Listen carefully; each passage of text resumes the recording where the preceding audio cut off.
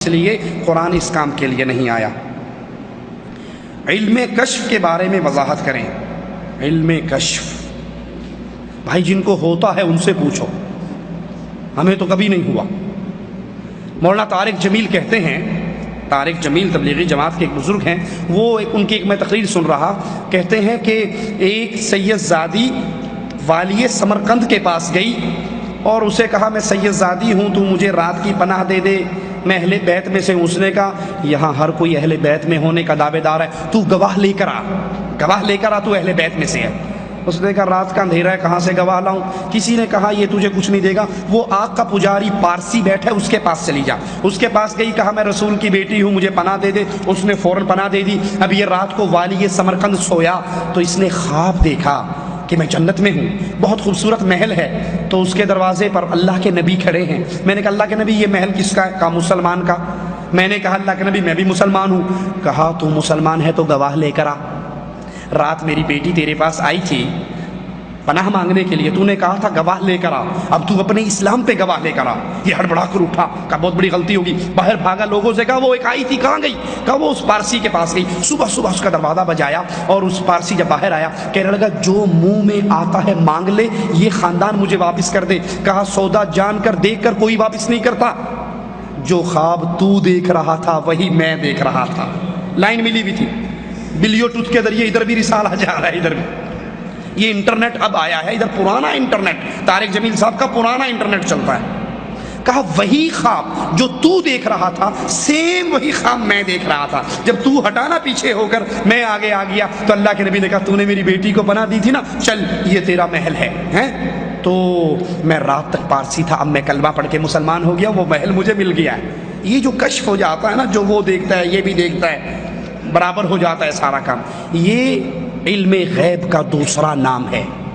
اگر اس کو غیب کہیں گے تو بریلوی ماریں گے۔ کل تک ہمیں مشرک کہتے تھے یہ کہہ کر کہ اولیاء اللہ انبیاء عالم الغیب ہوتے ہیں، تو ہم پہ مشرک کا فتویٰ لگایا، تو انہوں نے نئی ٹرم نکالی ہے۔ وہ نئی ٹرم کیا ہے؟ کشف ہو جانا۔ اشرف علی تھانوی صاحب اپنی کتاب میں لکھتے ہیں کہ ہمارے ایک پیر ایک دوسرے پیر کی قبر پہ فاتحہ پڑھنے کے لیے گئے، تو فاتحہ پڑھ کے جب واپس آئے کہنے لگے بھائی یہ کون سے پیر تھے؟ کہا یہ فلاں فلاں پیر تھے۔ کہا بڑے دل لگی باز تھے۔ کہا کیوں؟ کہا جب میں فاتحہ پڑھ رہا تھا مجھے کشف ہوا، مجھے نیچے سے کہنے لگے چل کسی مردے پہ جا کے پڑھ، زندے پہ فاتحہ پڑھنے آ گیا، غلطی سے دبا دیا ہوگا کسی غریب نے اس کو۔ تو یہ کشف علم غیب کا دوسرا نام ہے، قبر کا کشف ہو جانا۔ احمد رضا خان بریلوی بھی لکھتے ہیں ملفوظات میں، اور مولوی سکریہ بھی لکھتے ہیں فضائل اعمال میں کہ ایک نوجوان تھا، وہ نوجوان مشہور تھا، اسے کشف ہو جاتا ہے جنت جہنم میں کیا ہو رہا ہے، ایک سیکنڈ میں پورا چینل چل جاتا ان کے سامنے۔ اچانک ایک دن بیٹھا روٹی کھا رہا، چیخ مار کے رونے لگ گیا۔ ہم نے پوچھا کیوں روتا ہے؟ کہا میری ماں جہنم میں جل رہی ہے۔ ریموٹ کا بٹن آن ہوا، جہنم کھل گئی سامنے، سیٹلائٹ سے دیکھ رہا ہے جہنم میں کیا ہو رہا ہے، رونے لگ گیا۔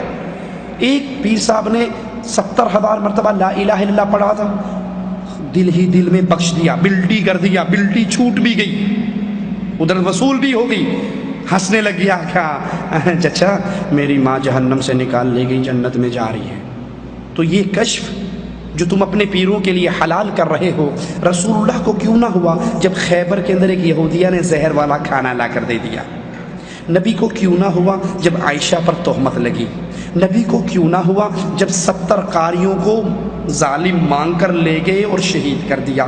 نبی کو کیوں نہ ہوا جب عائشہ کا ہار گم ہوا؟ نبی کو کیوں نہ ہوا جب ابو سفیان کا قافلہ سمندر کے راستے سے ہو کے آرام سے مکہ پہنچ گیا بدر کے مارکے میں؟ نبی کو یہ کشف کیوں نہ ہوا؟ انا للہ و انا الیہ راجعون۔ کیا قرآن خوانی